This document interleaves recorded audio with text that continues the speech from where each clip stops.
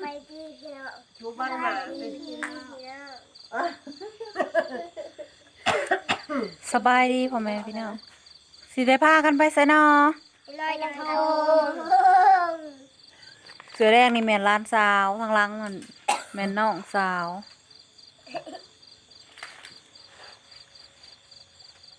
สุดดำเลยกันดาได้อะไร ได้เห็นตะหนะเห็นตะหนะ ตากะ เพราะว่าสุด น้องวิก็มีผู้เฮาสิได้ลงวัดก่อนเนาะไปเวียนเทียนซะก่อนจังลงไปลอยกระทงเนาะอ้าวท่านเป่าท่านอะไรจุดเทียนทำยังคือเป่าเลยลูก ตะเลิกเลย อ่ะ สบายดีพี่น้องกระทงงามปะจองมึงเด้อ ใช่ งาม งาม ไป มาดูพี่เนี่ยเนี่ย สบายดีพ่อน้องวี สบายดีพี่น้อง มันในสุดเสือสีฟ้าสดใส ไปลอยกระทง ลอยกระทงนะซองเสือมาแต่เมืองนอกบ่นี่ ขอบใจเด้อผู้ที่ฝากเสือมาให้ จะลุงวงค่ะ มักคือสิฮู้อยู่เนาะ ซองมึงกระทงงามนะงาม มาเด้อพระที่ว่าเคยลอยอยู่ในแม่น้ำใหญ่อันนี้สิไปลอยอยู่ในห้วยเด้อพี่น้องบ่มีอันแม่น้ำใหญ่ โด ลอย ย ห้วย มาดูชมพู ป้าเฮาไป ไข่เมลเอาไข่เล่ลาย ไปกันได้เลย เอาแล้วตีแม่ สิไปได้ไปลอยกระทงอยู่หวยเด้อพี่น้องบ่ได้ไปลอยในแม่น้ำใหญ่ บ้านเฮาก็ลอยในหวยเนาะ ไข่ยาว ติดตามเด้อ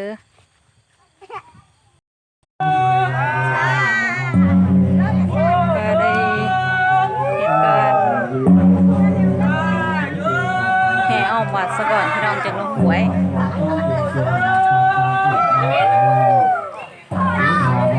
เอาได้สาวพลกับเอเล่น้ำหนา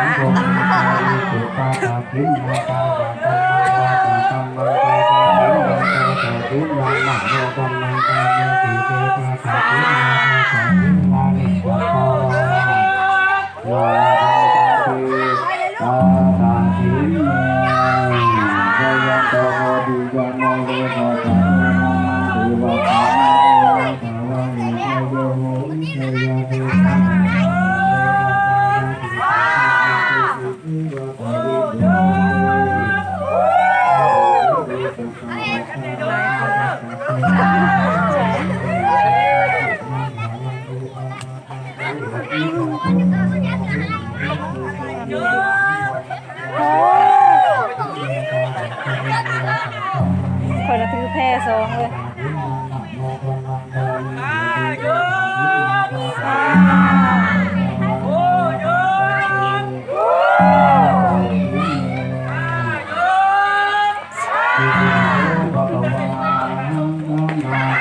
สามหอบได้เลยสามหอบก็ลงหวย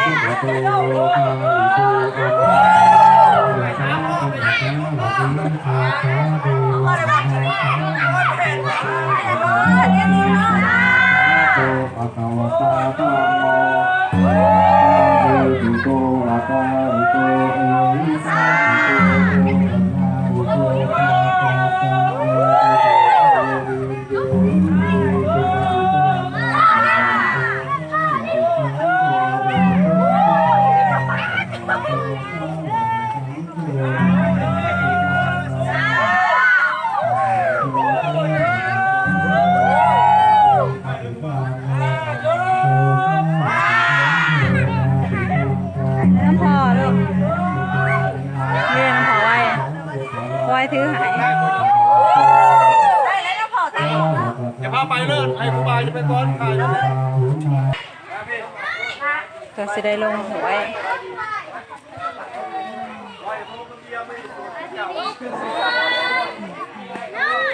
คนก็ไล่ 100 ปีนี่ผมมีกายเนาะคนพวกเขา แต่นอนนั่นเลย มืดแหม ดามี แอบมีขู่มาลอยกระทงอีก ไอ้ชายเลยนะ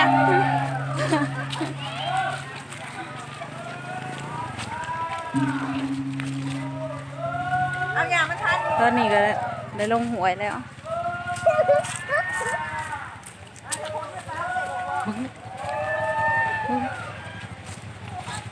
ออกจากประตูวัดแล้ว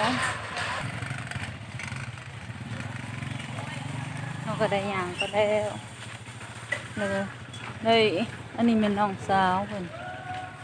น้องหวีย่างแล้วก็พอทีมอันของเป็นทีมเนาะ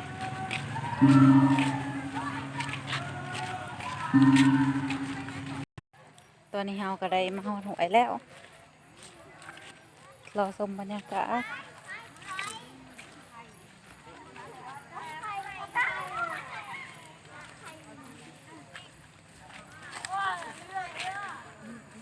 ตกมึงเด้อลูกคุ้ม อีพ่อออกไป ปะลงอีกลง เอาบัตรนี้เอาจะได้เอาแม่ไปได้เห็น จะเอ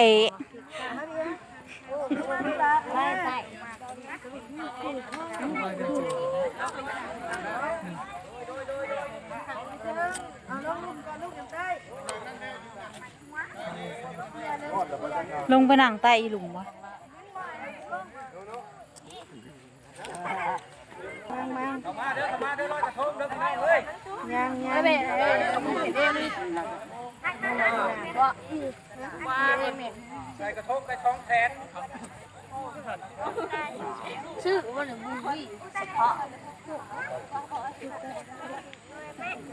คนวี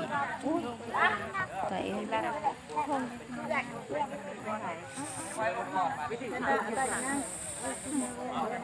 บัวมานี่ลาเอ้ยลงมาพี่อยู่กับไผ่หามันไต่อยู่เทิงมันบ่อยู่ล้มนะลงมาพี่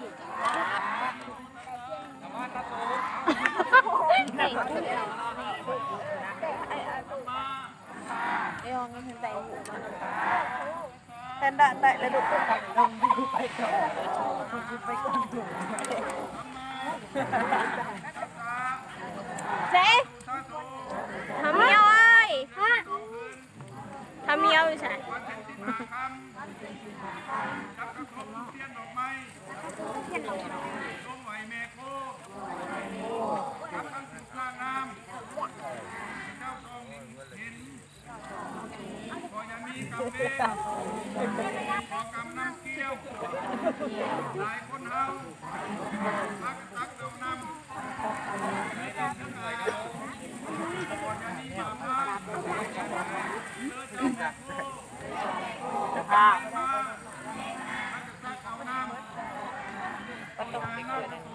ลงได้ลูก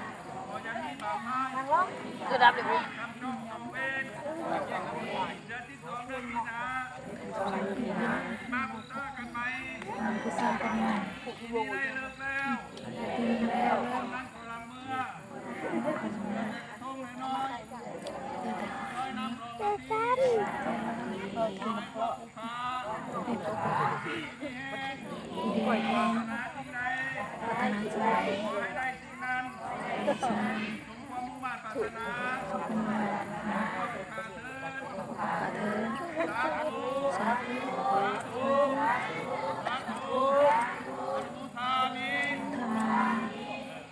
กล้องมาด้วย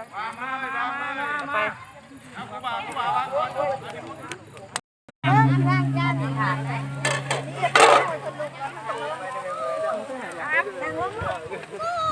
รวยเลย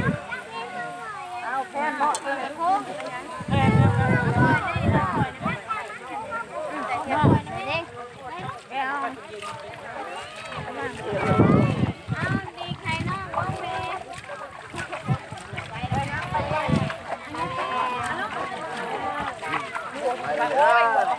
เอาไปเล็กๆเว้ย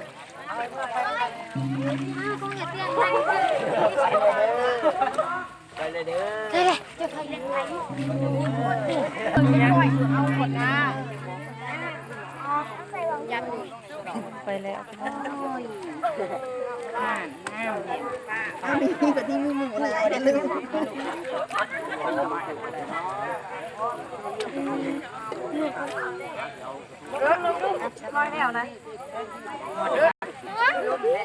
ที่นี่เป็นน้องวิอธิษฐานเนาะ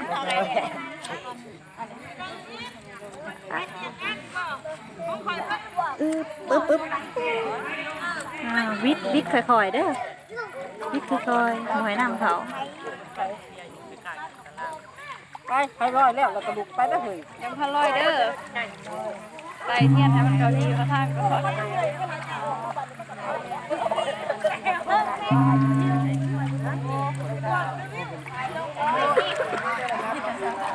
ของน้องวีของพ่อน้องวี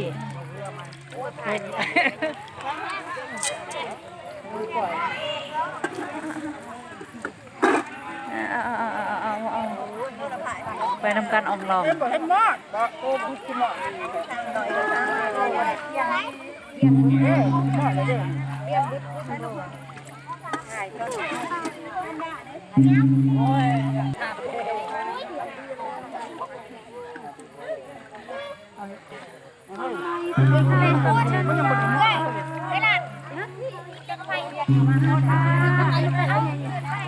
ว่ามันท่าสลาก่อน